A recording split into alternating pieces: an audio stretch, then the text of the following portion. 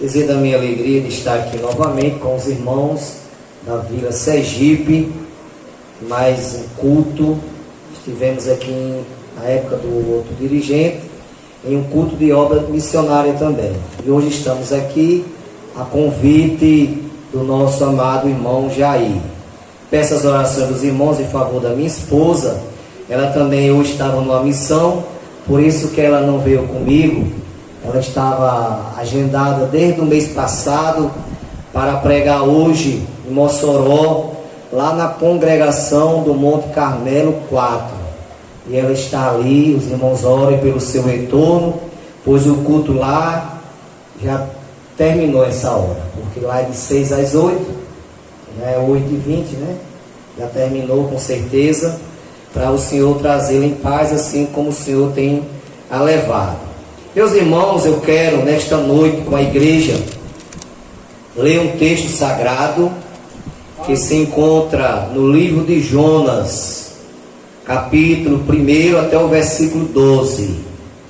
É como o nosso irmão Jair já falou, o nosso Brasil, irmãos, é um celeiro de missionários. E nós somos herança de missionários, somos semente de missionários, pois antigamente foi necessário 2 missionários virem ao Brasil para evangelizar o Brasil, e hoje nós estamos aqui. E hoje, graças a Deus, o Brasil, irmãos, é quem envia missionário para fora.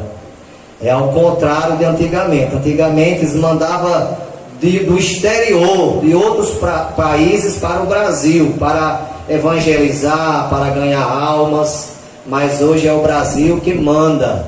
E hoje nós temos missionários em países da África, temos o nosso irmão Wagner, Lisboa, temos o filho do pastor ali da cidade de Triunfo, Potiguar, temos missionário na Espanha, na Venezuela, Paraguai, Uruguai, enfim, meus irmãos, temos vários missionários enviado pela nossa igreja aqui de Mossoró. A igreja de Mossoró mantém 14 famílias missionárias no exterior e 2 famílias nativas aqui no Brasil. Então essa oferta que os irmãos depositaram, esta oferta ela vai ser direcionada para manter essas 16 famílias de missionários, para que ali eles possam ter como trabalhar e fazer a obra e ganhar almas para o reino de Deus. Jonas capítulo 1, versículo de 1 ao 12. E veio a palavra do Senhor a Jonas, filho de Amitai, dizendo: levanta-te, vai à grande cidade de Nínive, clama contra ela, porque a sua malícia subiu até mim. E Jonas se levantou para fugir de diante da face do Senhor, para Tarsis, e descendo a Jope, achou um navio que ia para Tarsis, pagou a passagem e desceu para dentro dele, para ir com eles para Tarsis, de diante da face do Senhor.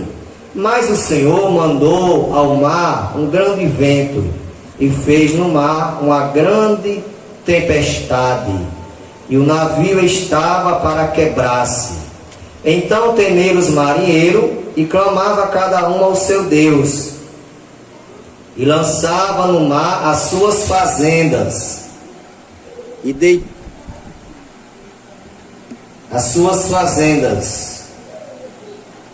Então temeram os marinheiros, e clamava cada um ao seu Deus, e lançava no mar as suas fazendas, para aliviar o peso.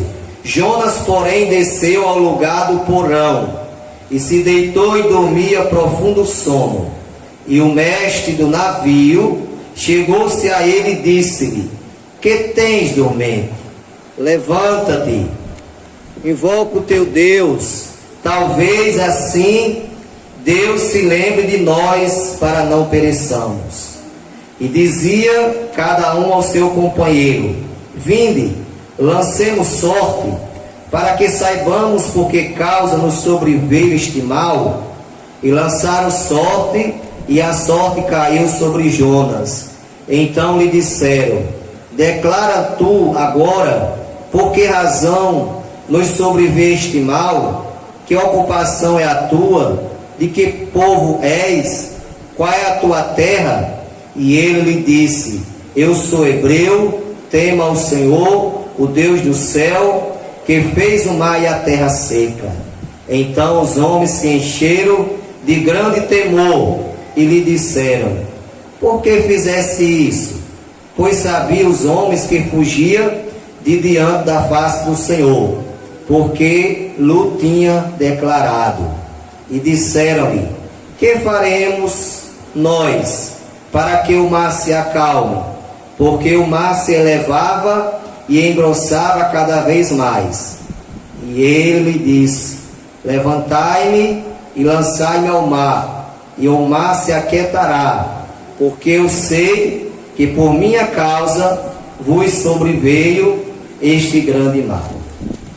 Esse texto, irmãos, é um texto muito conhecido da igreja, o livro de Jonas, muito pregado e muito usado para pregações.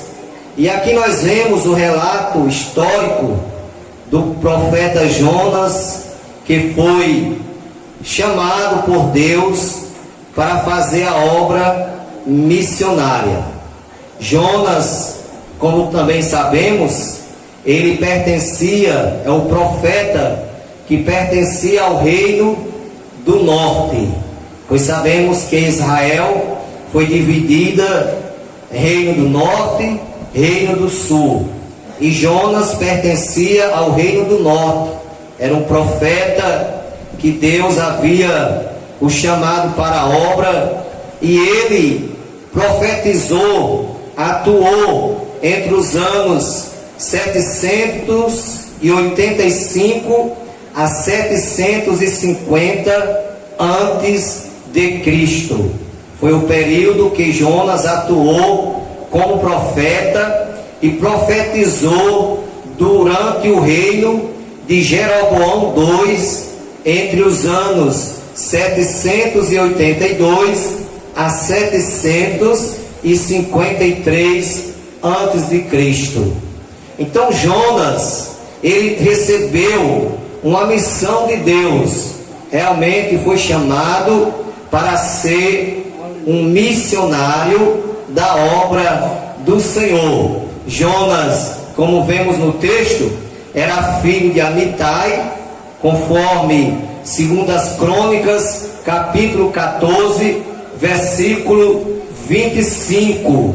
Jonas era natural de Gat-Hefer, na fronteira de Zebulon e Naftali, conforme Josué capítulo 19, versículo 13. A região que o profeta Jonas nasceu era distante 5 quilômetros a nordeste de Nazaré. Jonas atuou no período de 4 reis da Síria, entre os anos 811 a 745 antes de Cristo. Então, meus irmãos, esse texto aqui nos fala desta missão gloriosa do profeta Jonas, e eu costumo dizer, meus irmãos, que cada crente é um missionário. Nós, crentes em Jesus, cada um de nós, independente de que tenha cargos, que não tenha cargos na igreja, cada um de nós fomos chamados para cumprir a obra missionária. Até porque, quando a gente aceitamos a Cristo, a primeira coisa que Jesus nos diz é: ide por todo o mundo, pregai o evangelho a toda criatura. Então, cada irmã que está aqui, cada irmão, cada jovem, cada criança, cada obreiro é um missionário. E Jesus, antes de subir ao céu, lá no capítulo 1, versículo 8 de Atos dos Apóstolos, Jesus diz assim: mas recebereis a virtude do Espírito Santo, que há de vir sobre vós, e ser-me-eis testemunha, tanto em Jerusalém, como em toda a Judéia, Samaria e até aos confins da terra. Então Jesus, ele nos chama para uma missão, e ele nos manda ir e pregar o evangelho a toda criatura. Porque tem pessoas que pensam que todas as pessoas, todo ser humano na terra é filho de Deus, mas segundo a palavra não é. A pessoa só passa a ser filho de Deus quando confessa Cristo como Salvador. Se todos fossem filhos de Deus, Jesus tinha dito: ide por todo mundo, pregai o evangelho a todos os filhos de Deus. Mas Jesus não disse assim. Jesus disse: ide por todo mundo, pregai o evangelho a toda criatura. Aí lá em João capítulo 1, a gente vê Jesus dizendo assim: veio para o que era seu, mas os seus não receberam. Mas a todos quanto receberam, Deus lhe deu o poder de serem feito filho de Deus aos que creem no seu nome. Jesus, ele veio para Israel, porque Israel esperava o Messias, que foi profetizado pelos profetas, principalmente pelo profeta Isaías, que profetizou sobre a vinda do Messias, que seria o libertador de Israel. E Jesus, ele veio. Só que os judeus, que Israel não recebeu Jesus, porque eles esperavam um rei montado num cavalo, com certeza, coroado. Mas não, Jesus, ele veio na humildade. Jesus, ele veio humildemente, entrou na cidade de Jerusalém montado em um jumento. Aí eles não receberam Jesus, porque não achavam que ele fosse filho de Deus, mas rejeitaram o filho de Deus. Mas quando rejeitaram, aí passou a bênção para nós, porque Jesus diz: veio para o que era seu, mas não receberam. Mas a todos quanto receberam, vai ser filho de Deus.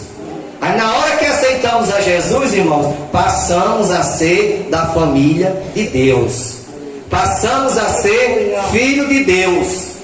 A prova é tanto que em certa ocasião Jesus estava pregando, ensinando a palavra, e sua mãe e seus irmãos chegaram lá fora e mandaram chamar Jesus.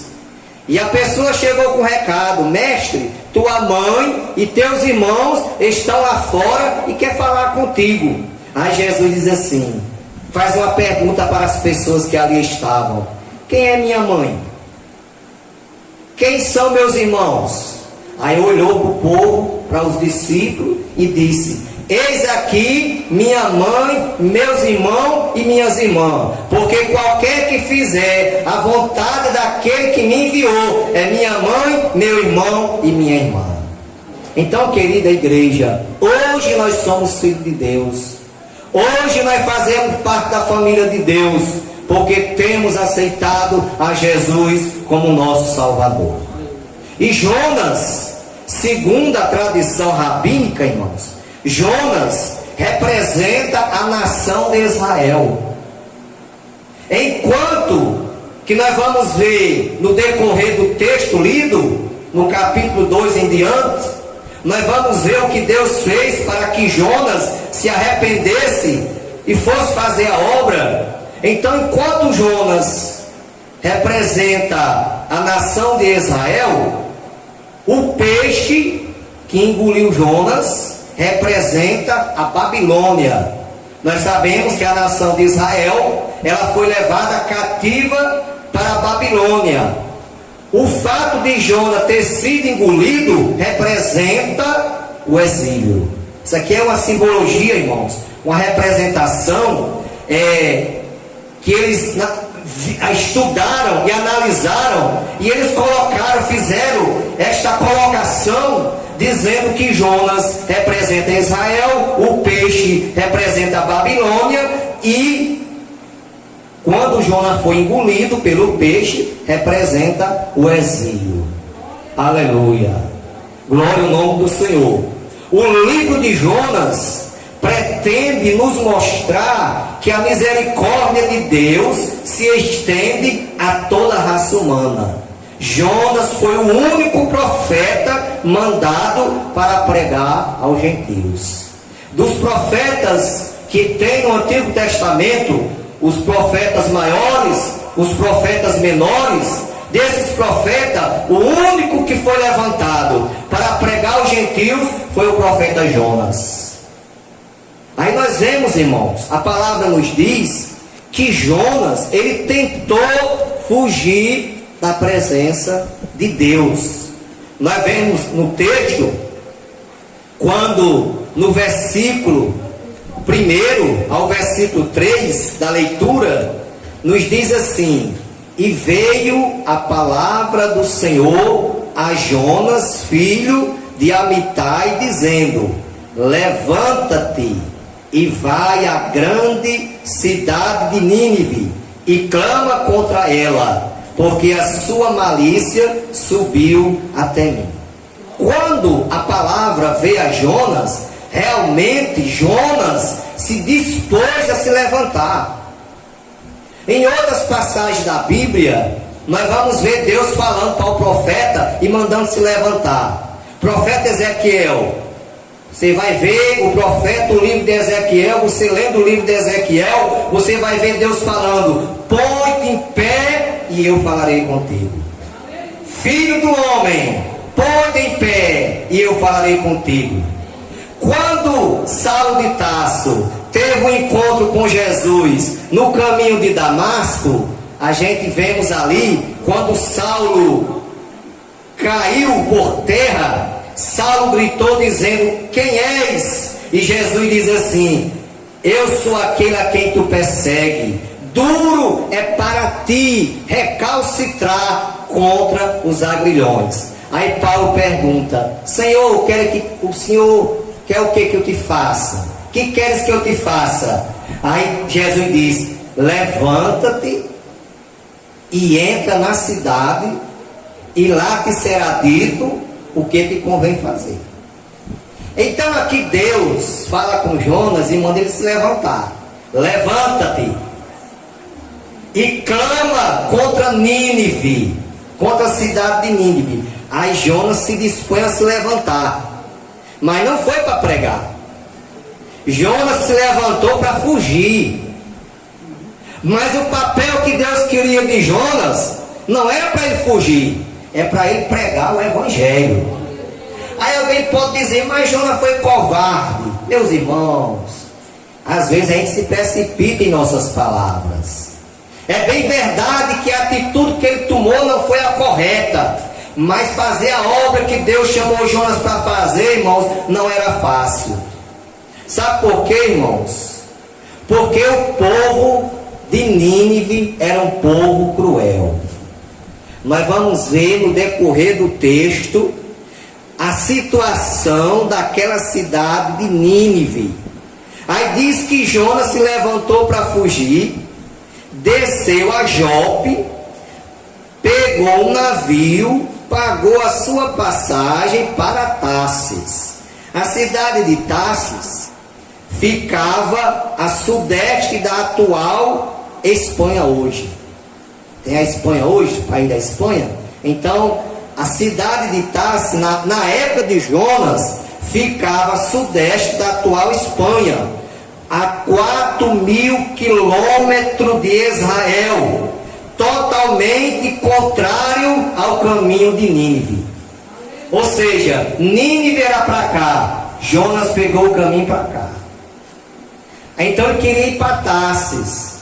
A distância de Tarsis para onde Deus mandou Jonas ir era 4.000 quilômetros. Ele pegou o caminho ao contrário. Ele queria fugir da missão que Deus havia lhe confiado. A cidade de Nínive era a capital da Assíria. A Síria, meus irmãos, era uma cidade, um povo sanguinário. Era um povo cruel. Nós temos um povo hoje no mundo dessa qualidade, é os terroristas. Porque o terrorista, Ele não aceita ninguém acreditar em outro Deus, a não ser o Deus que eles acreditam. É por isso que você vê nas televisões, na internet, os terroristas colocam os cristãos, que seja católico, que seja crente, que seja espírita, seja qualquer tipo de cristão, eles colocam de joelho e arrancam a cabeça. Eles na filma, eles fazem um vídeo e colocam na internet para todo mundo ver. Eles não aceitam ninguém acreditar em outro Deus, a não ser o Deus dele. Da mesma forma eram os assírios. Por isso que foi um dos motivos que Jonas temeu a pregar a palavra que Deus havia lhe mandado pregar. Então, os assírios eram sanguinários, cruel, era uma cidade de guerreiros e tinham matado muitas nações por meio de prostituições e feitiçaria. Eles alugavam as prostitutas, irmão, para enganar os soldados que eram inimigos deles. Porque os irmãos sabem que a prostituição, ela domina o homem carnal. E eles alugavam as prostitutas para iludir os soldados inimigos dele. Aí pegavam os soldados e matavam. Foi dessa forma que os assírios ganhou muitas guerras, muitas batalhas, através da prostituição e através da feitiçaria. Eles trabalhavam também com feitiçaria. Porque a feitiçaria, para quem acredita e não tem Jesus na vida, mata. Feitiçaria só não tem poder contra o crente que serve a Deus, que é lavado no sangue de Jesus. Aí não tem poder não. Mas para aqueles que não têm Jesus, que não é coberto com o sangue de Jesus, a feitiçaria, irmão, pega. Porque existe os servos de Deus e os servos do diabo também. E os feiticeiros, irmão, são os servos do diabo, que trabalha para o inimigo aqui na terra. Porque Jesus diz que o ladrão vem se não roubar, matar e destruir. Então a missão do diabo na terra é roubar, matar e destruir. E um dos povos que serve ao inimigo para matar é os feiticeiros, que fazem trabalho para separar casal, que fazem trabalho para haver acidente nas BR, que fazem trabalho para as pessoas morrerem, que costura a boca de um sapo fazendo uma macumbaria e daí por diante. São servos do inimigo.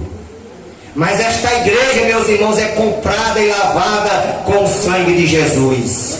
Feitiçaria não tem poder contra este povo, porque este povo, irmãos, primeiramente recebeu de Jesus a autoridade do céu. Porque Jesus, quando no capítulo 16, versículo 16 de Marcos, Jesus diz assim: em meu nome expulsarão os demônios, farão novas línguas, pegarão nas serpentes, e se beber alguma coisa mortífera, não lhes fará dano algum.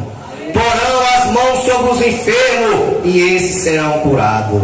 Então, irmão, nós, a igreja de Jesus, temos na mão o poder de Deus, temos na mão o fogo de Deus, para repreender enfermidade, para expulsar demônio, para libertar vida, porque este poder Jesus otorgou à igreja. É por isso mesmo que ele disse que as portas do inferno não prevalecerá contra a sua igreja. Aleluia. Quando Jesus pergunta para os discípulos: que diz os homens ser o filho do homem?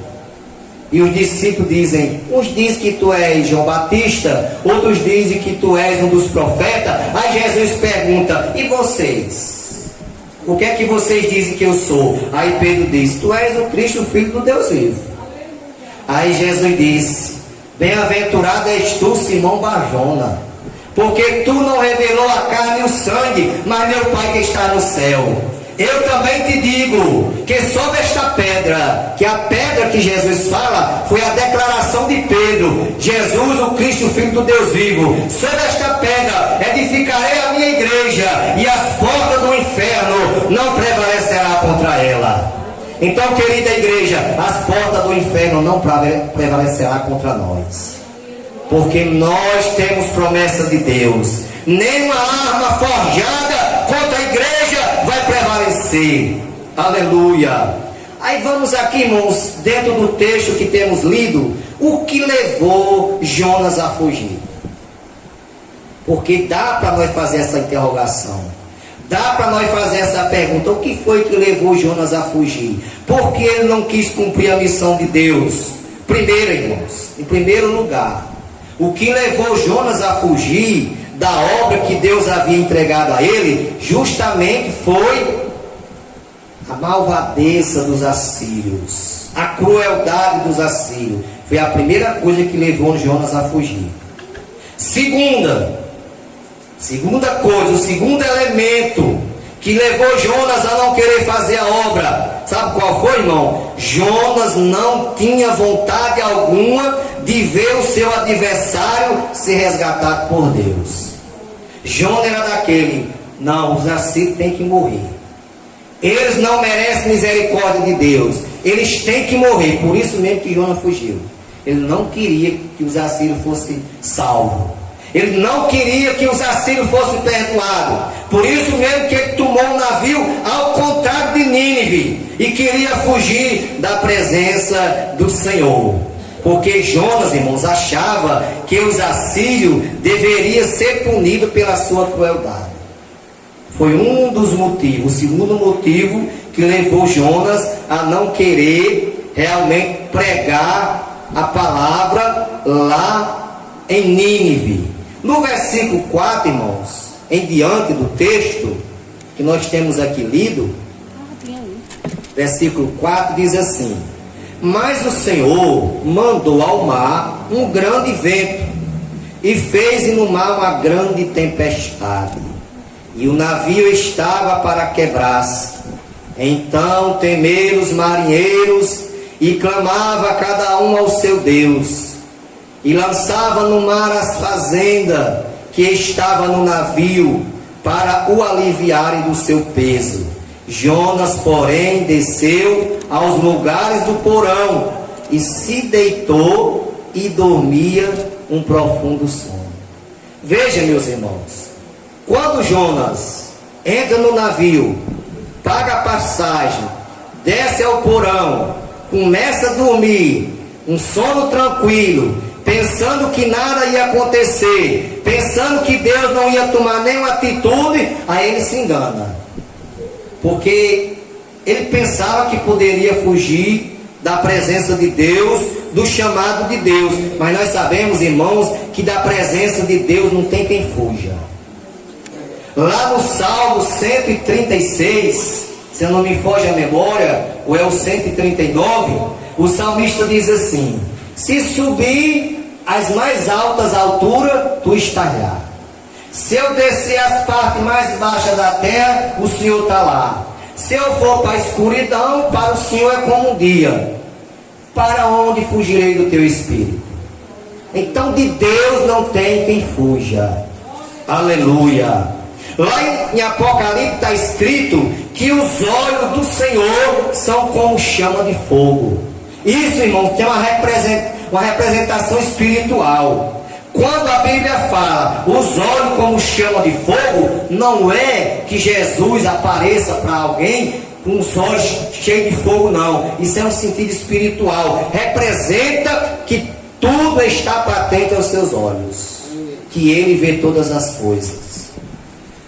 Ao mandar Jonas pregar em Nínive, Deus quis lhe ensinar a lição de misericórdia, embora ele odeia e abomina o pecado.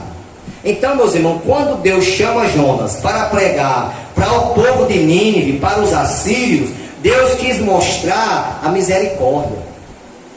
A palavra diz que as misericórdias do Senhor são as causas de não sermos consumidos. Aleluia. Mas Jonas, irmãos, ele estava com um pensamento totalmente ao contrário. Apesar de Deus odiar o pecado, porque a Bíblia diz lá em Isaías 61, versículo 8, que Deus odeia o pecado. Alguém pode perguntar, mas se Deus odeia o pecado, por que é que Deus não permitiu aquele povo morrer? Sabe por quê, irmãos? Porque Ele usou ali a sua misericórdia. É a misericórdia dele que estava alcançando aquele povo. Porque o amor de Deus é grande, o amor de Deus não tem ser humano na terra que calcula o amor de Deus. É por isso que João, escrevendo no capítulo 3, versículo 16, João diz: porque Deus amou o mundo de tal maneira que deu o seu Filho unigênito, para que todo aquele que nele crê não pereça, mas tenha vida eterna. João, ao escrever este versículo, ele não teve a capacidade de calcular, de realmente colocar uma quantidade certa do tamanho do amor de Deus. Aí ele escreve: porque Deus amou o mundo de tal. Aí esse tal, irmãos, a mente humana não calcula. De tal maneira que deu seu Filho unigênito. Qual o resultado da desobediência de Jonas? Para toda ação, irmãos, tem uma reação. A Bíblia diz que o salário do pecado é a morte. A desobediência, irmão, traz os seus prejuízos. Jonas quis fugir, mas veio o resultado da desobediência, porque ele quis fugir da presença de Deus. Primeira coisa, o resultado da desobediência de Jonas: sua rebeldia foi descoberta pelos seus companheiros de navio.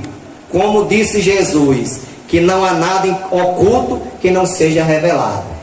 Quando ele estava lá dormindo no porão, com certeza, humanamente falando, quem sabe, passou pela mente dele: agora aqui eu estou tranquilo. Aqui eu vou fazer a minha viagem para Tarsis, não sei quando é que eu volto. Vou fugir dessa missão, porque não quero pregar para aquele povo merece morrer mesmo, aquele povo é muito cruel. Mas só que foi aí onde Jonas se engana, irmão. Porque ele estava no porão lá, mas Deus do céu estava vendo ele, dormindo lá. Aí a primeira coisa, quando os marinheiros, que Deus manda aquela tempestade ao mar, que um barco começa a se balançar ao ponto de se quebrar, aí os marinheiros, irmão, começam a jogar as mercadorias fora. Jogava a mercadoria dentro do mar. Porque, irmãos, o crente desobediente traz prejuízo para ele e para os outros. Quando ele é obediente, ele abençoa ele e abençoa os outros. Nós temos o exemplo de José do Egito. José era muito obediente, era abençoado ele, e aonde ele entrava, Deus abençoava também. Quando ele entrou na casa de Potifar, Deus abençoou a casa de Potifar. Viu? Mas quando é desobediente, irmão, então, tanto sofre o crente pela desobediência, como alguém que está ao seu lado, pela desobediência dele. Então, por causa da desobediência de Jonas, irmão, os marinheiros tiveram prejuízo. Eu acho que foi um dos passageiros que aqueles marinheiros levaram que deu prejuízo a ele. Foi Jonas. Que foi preciso ele jogar as mercadorias dentro do mar. As suas mercadorias começaram a jogar dentro do mar para ver se o barco aliviava e o mar aquietava, mas não tinha jeito, irmãos. Cada vez que ele jogava a mercadoria, as suas fazendas, aí o mar se agitava mais ainda. Outra coisa, meus irmãos, que nós vemos em Jonas. Agora, apesar de tudo, isso aqui, quando eu leio esse texto, eu me alegro. Apesar de tudo, de Jonas ter desobedecido a Deus, de Jonas ter tomado outro caminho diferente, mas Jonas mesmo assim não negou Jesus. Mesmo assim, Jonas não negou a Deus. Porque quando os marinheiros foram lá para despertar ele, diz: desperta, dormente.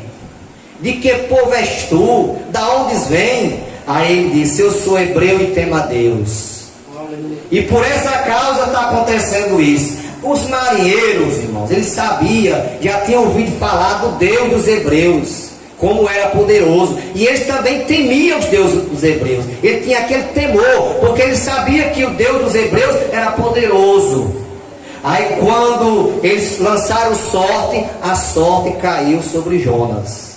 Porque realmente, irmãos, o que estava levando aquilo ali, aquele mar agitado, aquelas ondas agitadas, e o barco a ponto de se quebrar, o que estava levando aquilo era Jonas. A culpa daquilo era Jonas. A causa era Jonas. Aí eles disseram: o que faremos nós? Aí Jonas disse: me pegue e me joga ao mar. Mas mesmo assim, meus irmãos, os marinheiros não tentaram, jogando mais fazenda, mais mercadoria, para ver se aliviava, mas não tinha jeito não, irmão. Porque a porta que Deus abre, ninguém fecha. É que Ele fecha, ninguém abre. Aleluia. Jonas tinha que pagar o preço para obedecer a ordem de Deus. Porque, irmãos, quando a gente não obedecemos a voz de Deus, a gente paga um preço. O preço vem, a cobrança vem, e ele tinha que pagar o preço. Aí pegaram Jonas e jogaram dentro do mar. E a Bíblia diz, irmãos, que Jonas, quando foi jogado dentro do mar, Deus preparou um grande peixe. E aquele grande peixe, segundo alguns estudiosos e algumas traduções das Bíblias, diz que era uma baleia. Algumas traduções não diz, mas algumas já diz que era a baleia. E se você for fazer uma análise, se você for fazer um estudo, o maior peixe do mar é uma baleia. Então Deus preparou aquele grande peixe, que provavelmente fosse uma baleia, para engolir Jonas. E quando Jonas caiu na água, a baleia parece, irmão, que já estava de boca aberta. Estava só esperando. Talvez estivesse dizendo assim: manda Deus, manda Deus. Aí quando Jonas caiu, ela engoliu. Na hora que ela engoliu, ele foi para o seu ventre. Meu irmão, que situação. Meu irmão, você vai tratar o peixe. Quando você abre o peixe, você já sente um fedor. Imagina o camarada dentro do estômago do peixe, meu irmão. E ele foi lá para as entranhas do peixe lá, daquele grande peixe. E lá, meus irmãos, a Bíblia diz, no texto adiante, que a gente já vai encerrar por aqui, que as horas não nos permitem mais, diz que Jonas orou do ventre do peixe e ele considerou que estava no inferno. Do ventre do inferno gritei. Porque, queridos irmãos, realmente era terrível. Além do fedor, além, com certeza, havia ali uma quintura dentro daquele ventre, daquele peixe. A escuridão, misericórdia do inferno mesmo. Realmente era um inferno. Mas, irmãos, a Bíblia diz que mesmo assim Jonas passou 3 dias e 3 noites no ventre daquele peixe. Assim como Jesus passou 3 dias e 3 noites no ventre da terra. Mas quando Jonas orou, meus irmãos, lá das entranhas do peixe, Deus ouviu a oração, porque Deus ouve a oração do crente, irmão, seja na barriga do peixe, seja fora da barriga do peixe, aonde o crente ora, Deus escuta a oração. Porque a palavra diz que os seus ouvidos não estão agravados para que não possa ouvir. Então Deus ouviu a oração de Jonas, lá no ventre daquele grande peixe, e Deus atendeu a oração de Jonas, e ordenou aquele grande peixe para vomitar Jonas lá na praia. E aquele peixe obedeceu. Porque Deus manda em tudo, irmão. Todo o poder está na mão de Jesus. Ele diz lá em Mateus 28 e 18: é-me dado todo o poder no céu e na terra. Ainda tem gente que diz que tem poder. Que nada, irmão. Poder tem Jesus. Eu já vi camarada dizer assim: eu não preciso de ninguém para viver.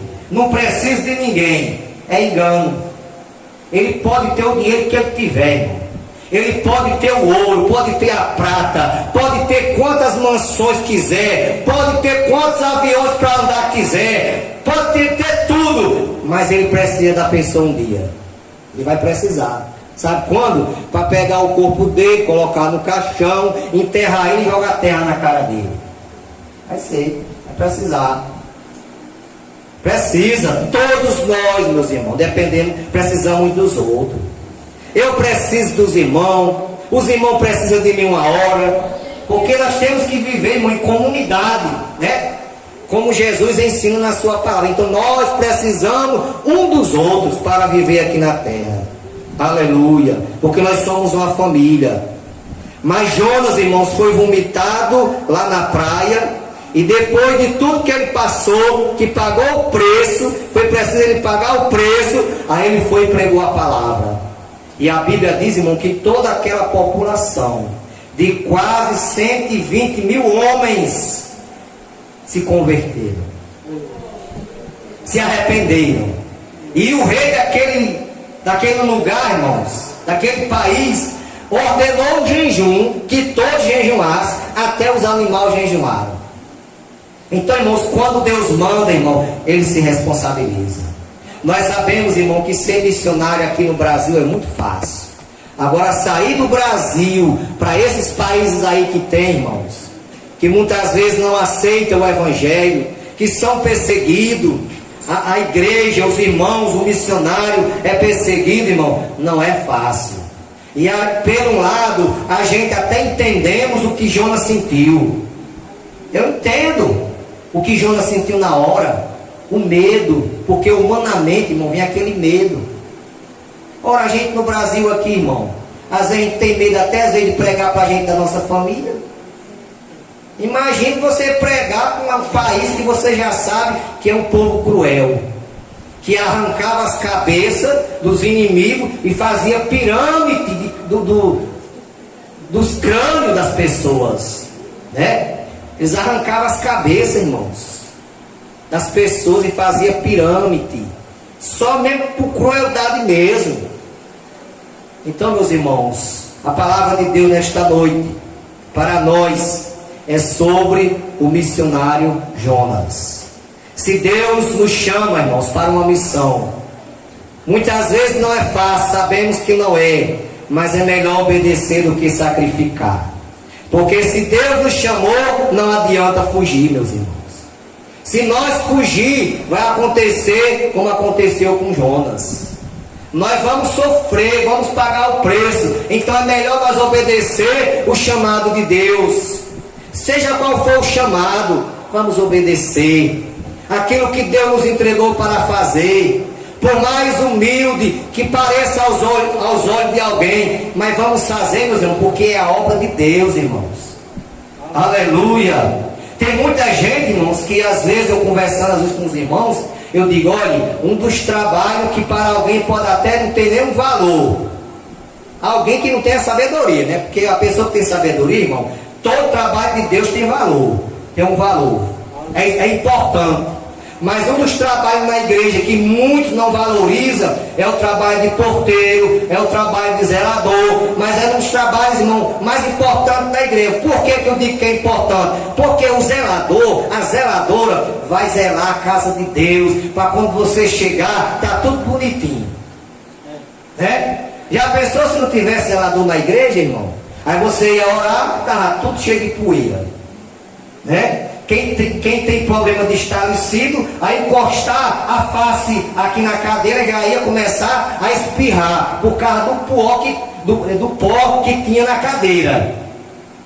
Então, irmão, o trabalho de zelador é um trabalho importante na igreja, como também o trabalho de porteiro. Porque o porteiro é quem recebe as ovelhas, né? Recebe as ovelhas, recepciona as ovelhas para vir cultuar a Deus. Então que Deus, irmãos, continue abençoando a toda a igreja aqui na Vila Sergipe, e roga as orações também por nós, por mim.